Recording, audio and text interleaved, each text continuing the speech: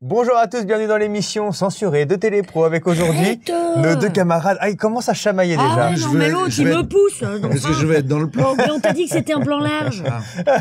C'est Giroud qui est avec nous, Yann Stutz également. On me voit Ah, je vais être obligée de me coller à vous, je suis désolée. On me voit. Hein. On va faire une interview à trois comme ça.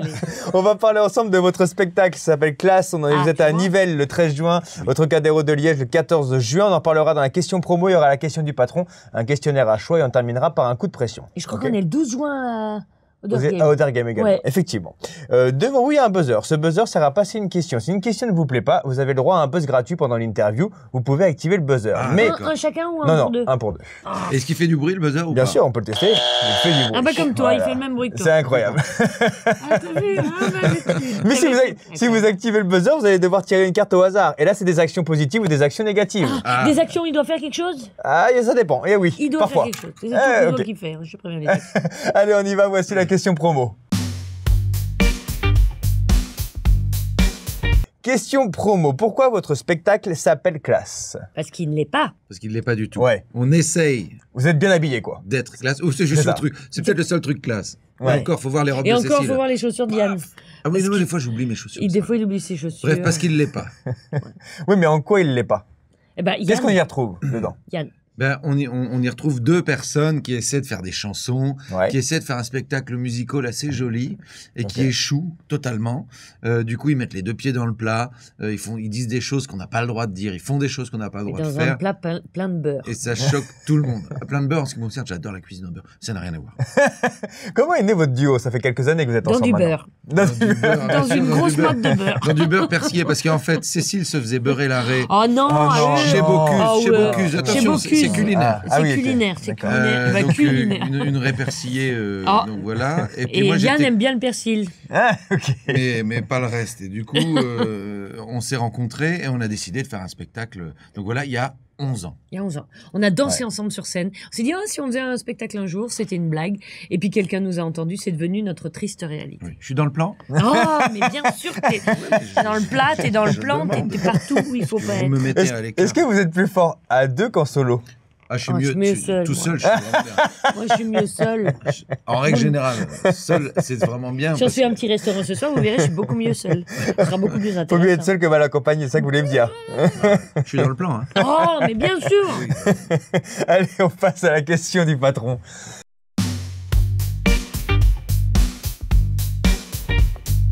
Le patron de Télépro a une question pour vous, la voici. Pourquoi une émission comme Le Grand Cactus, vous participez également au Grand Cactus, ne parvient pas à s'exporter sur une télé française?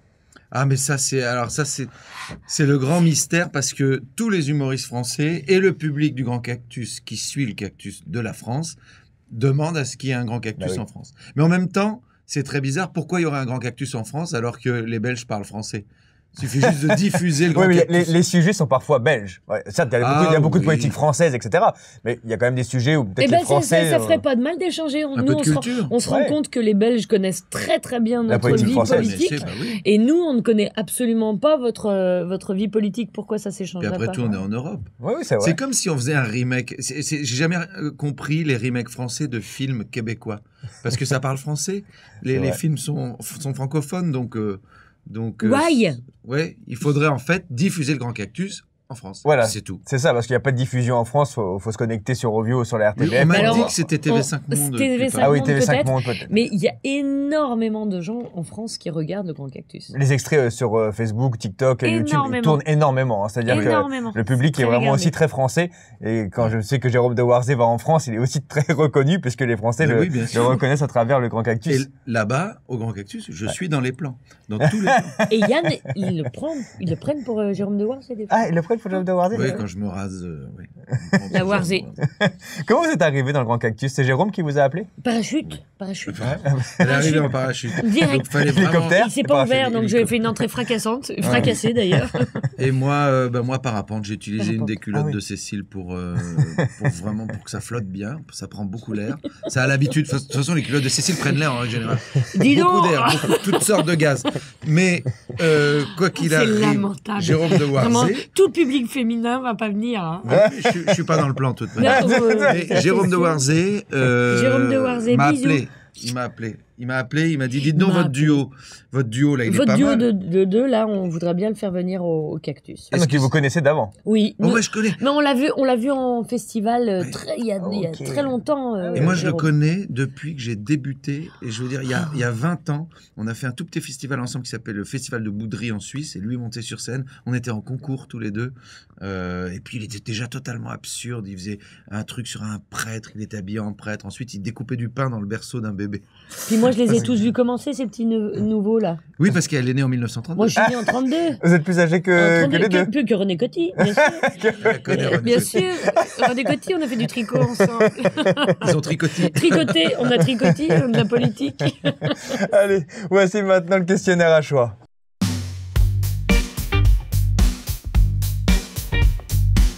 Je vais vous proposer des noms ou des mots, vous allez me dire ce que ça évoque pour vous. Ah non, c'est non, c'est pas le moment, autant pour moi. Je buzz ou pas? Non, attention. Mais non, mais c'est parce que vous voit un bouton rouge, lui, il a envie de percer. Oui, je sais bien. Oh, allez. Si je vous dis Florence Foresti, ça vous évoque quoi? Ah bah moi, mon ami. Ouais, vous avez commencé ensemble. Ouais, on a commencé ensemble en 98. Et on venait de découvrir le feu. C'était à Lyon? Oui, c'était à Lyon, dans un café-théâtre qui s'appelle le Nombril du Monde. Et en fait, le patron du complexe du rire, du Nombril du Monde, nous a fait nous rencontrer pour créer un trio de femmes avec Céline Iannucci. Et en fait, on a commencé ensemble. Et dès les premières représentations, ça a été un phénomène. Est-ce qu'aujourd'hui, il y a encore des contacts avec Florence Foresti? Bien sûr, ouais. Vous êtes encore amis? Ouais, bien sûr. Ouais. Ok. Ouais, on se parle moins qu'avant parce que elle est sur Paris, moi je suis sur Lyon et puis on est toutes les deux pas mal occupées, mais on se voit toujours. Ouais. Si je vous dis Patrick Sébastien. Ah bah oui. Oh pétard, ça a failli tomber. Là j'ai failli. Oui. Bah Patrick Sébastien, c'est lui qui nous a donné un grand coup de pouce en 2016-2017 dans les années bonheur. Oui, puis c'est un vrai amoureux des artistes, Patrick Sébastien. Ah ouais. Et quand il aime. Ouais. Et les gens nous demandent souvent, mais il est vraiment comme ça dans la vie, parce que on dirait qu'il en fait trop dans la bienveillance, gentillesse. Moi, j'aime tout le monde. Il est comme ça. Il est vraiment comme ça. Puis c'est quelqu'un de très cultivé, Patrick. C'est quelqu'un de très intéressant de parler d'humour, de chansons, de musique avec lui. C'est passionnant. Il est capable de te citer Baudelaire ou Paul Éluard et ensuite de dire, et maintenant une chanson sur les couilles. Oui, c'est le paradoxe de Patrick Sébastien, c'est que les gens le prennent certainement pour quelqu'un parfois de vulgaire. Mais alors c'était pour moi, c'est un intellectuel. C'est-à-dire qu'il connaît tellement de choses. J'ai déjà eu en interview plusieurs fois et quand on voit la culture qu'il peut avoir, il est loin d'être l'image qu'on donne de lui, parfois dans les médias. Il n'est pas vulgaire, il est grivois. Il est rabelaisien. Oui, mais il y a certains qui vont le critiquer sur la vulgarité. Toi, t'es vulgaire, mais lui, Si je vous dis la revue de presse. Alors, c'est notre deuxième émission. Deuxième cours de récréation. C'est-à-dire qu'en France, vous faites aussi la revue de presse. C'est-à-dire que c'est une émission dans laquelle, un peu comme le Grand Cactus, on va se moquer de la politique également. Mais on est sur un format peut-être un peu plus ancien. C'est-à-dire que la revue de presse, c'est vraiment le vrai café-théâtre, quoi. Ancien, mais très rock et très rock et très punk. Et bizarrement, les plus anciens de l'émission sont les plus rock.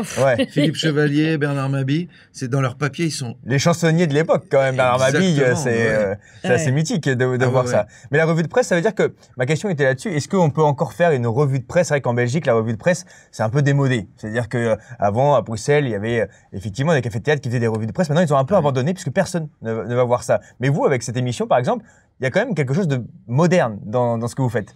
Oui, mais le Grand Cactus, c'est une revue de presse. Ouais. Bah, revue de presse. Les Cactus de Jérôme de Warzé, lorsqu'il est, c'est ni plus ni moins que les billets qu'on fait à la revue de presse. Quand il est face caméra et qu'il a préparé tout son cactus, tout son cactus. Non mais oui, mais aussi parce qu'il a... Il y a un très grand cactus, Jérôme de Warzé. Non mais et la revue de presse en France, c'est grosso modo la même émission, sauf que sur Paris Première, évidemment, on ne se déguise pas, sauf quelques personnages. On voit effectivement des fois passer, pareil, Donald Trump, le prince Charles, etc., etc. Mais je vois pas de grosse différence entre les deux émissions, sauf sur la forme. Vous avez raison, la forme de la revue de presse avec les pupitres est un peu plus statique, on va dire. Mais bon, on a des collègues qui sont un peu plus statiques aussi. Qui vieillissent un petit peu, quoi. C'est ça. Vous allez continuer? Je parle pas de toi. Ah bon? Vous allez continuer à faire le Grand Cactus et la revue de presse? Ah oui, c'est un bonheur. Oui. C'est deux exercices. C'est marrant. Mais c'est deux libertés. C'est deux libertés aussi.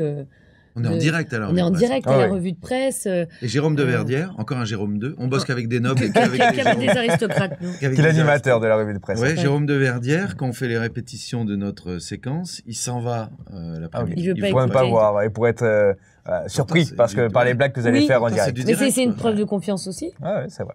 Si je vous dis, touche pas à mon poste. Moi j'ai débuté. J'ai fait les débuts de Touche pas à mon poste les 2 premières années avec Cyril Hanouna. Donc voilà, qui était une émission radicalement différente. C'était sur une autre chaîne, c'était sur France 4. Ensuite, c'est passé sur D8, qui est devenu C8. Et c'était à 22h45 sur France 4. Et c'était une émission sur les médias, parce qu'ils voulaient faire un truc comme un peu arrêt sur image. Vous voyez ce que c'est? Donc autour de la table, il y avait des journalistes. Il y avait Jean-Claude Bourret, il y avait Muriel Cousin, il y avait Tanguy Pastureau qui venait faire des petits billets. Et puis ensuite, c'est devenu les nouilles dans le slip. Vous êtes parti avant?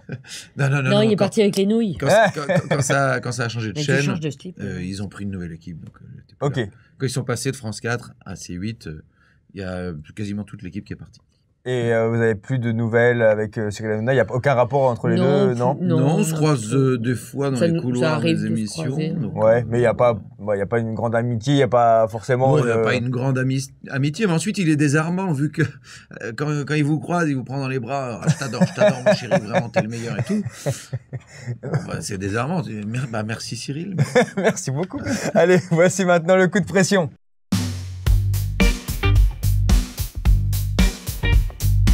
Ah, vous êtes prêts à buzzer déjà sur ce coup de pression. Est-ce que vous allez buzzer ou pas? Mais non, mais on a envie de buzzer parce que du coup, les cartes, elles nous donnent envie. Ah oui, mais bon, vous allez voir si on va se les répondre à cette question. Comprenez-vous qu'un sketch peut créer une polémique?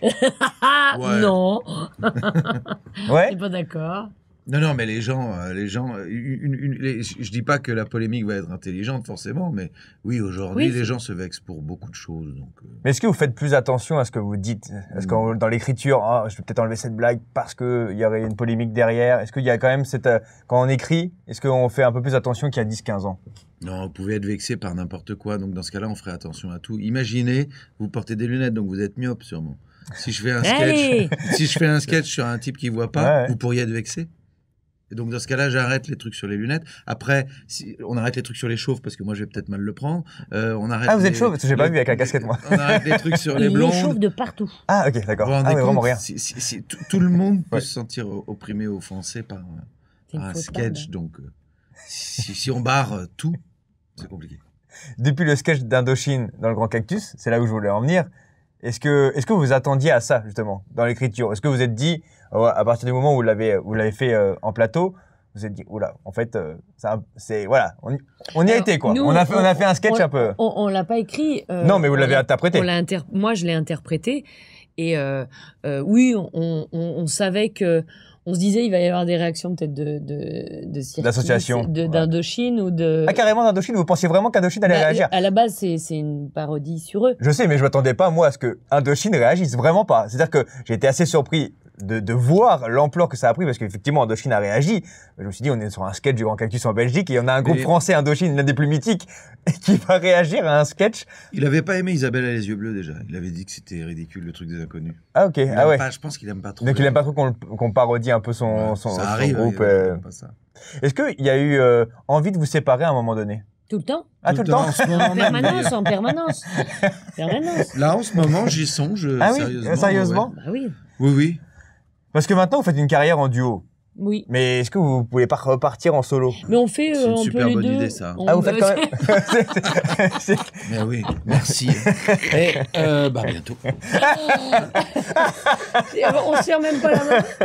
On se dit même pas au revoir. Il s'en va, c'est bon. Non, je suis pas dans le plan de toute manière. De toute façon, on se permet tout, nous. On fait des carrières. Yann a un one-man show. Moi, j'en ai eu un. Mais ça fonctionne mieux en duo, j'ai l'impression. Non? C'est moi, je me trompe peut-être. C'est qu'il y a une grosse complicité. Il y a une grosse complicité. Bah oui. Mais c'est ma grosse complicité. Mais elle a raison, on s'interdit rien.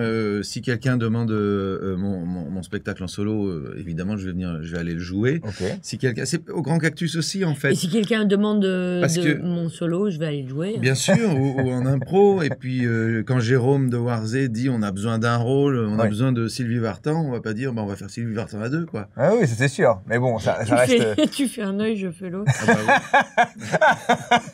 oui. C'est quoi vos projets À tous les deux. Est-ce que vous avez des projets justement de one-man show, one-woman show? Est-ce que des projets de série, des projets...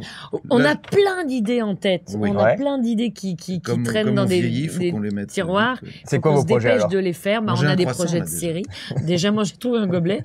Et on a déjà un deuxième spectacle qui est en route, qui s'appelle le spectacle de trop. D'accord. Et puis un projet de fiction pour la télévision. Mais non, vous avez vu ce qu'elle fait? Elle enlève le micro. Elle ne veut pas qu'on parle de ce projet de fiction pour la télévision. Et puis voilà. Alors, c'est quoi ce projet de fiction pour la télévision? En France, on est connu pour faire des parodies d'enquête à la revue de presse. On est deux enquêteurs en un pair. Et puis voilà. Donc, oui, mais c'est. Giro Stotz mène l'enquête sur un format long. Donc voilà. Mais vous êtes tous les deux. Oui, un whodunit. Avec d'autres personnes autour? Bien sûr. Oui, le Cluedo. D'accord, ok, c'est un vrai Cluedo. Avec vous, un enquêteur. À la Agatha Christie, exactement. Et on est mauvais, hein. Attention. Oui, ça j'avais compris. On est très mauvais. C'est tout ce qu'on peut vous dire. Mais pas les deux dans le même sac, tu es mauvais. Non, tu parlais quoi en règle générale? Pas du tout Ah observateur. non, tu parlais des personnages. Et c'est en diffusion pour Paris Première?